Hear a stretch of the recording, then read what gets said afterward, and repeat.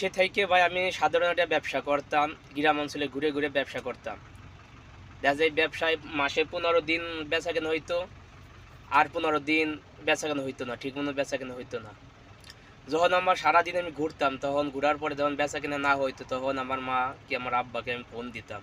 Phone দিয়ে কইতাম, "মা, আমার এরকম দিন ঘুরতেছি, আমার কোনো বেচাকেনা হইতেছে না।" আব্বা কইছে, "আব্বা, আমার এরকম বেচাকেনা হইতেছে না। তা আমার জন্য দোয়া করো মা, তুমি আমার জন্য দোয়া করো, আমার বেচাকেনা হইতেছে না।" আল্লাহর কি রহমত, তার ০.৫ ঘন্টা কি ১ ঘন্টা কি ১.৫ ঘন্টা পরে আমার খুব বেচাকেনা হইতো। আমি অনেকদিন ধরে ব্যবসা করছি, অনেক ডিস্ট্রিক্টে যেয়ে ব্যবসা করছি। কিন্তু দেখা যায় আমার হইতই, ব্যবসাও হবি। যখনই আমি মার সাথে কথা কইতাম, মার কাছে দোয়া চাইতাম, মার দোয়ায়, বাবা-মার দোয়ায় আমার বেচাকেনা হবি। এই ১০০ র মধ্যে ১০০। এ দুনিয়াতে গুলি মিস হয়, কিন্তু বাবা-মার দোয়া কখনো মিস হয় না।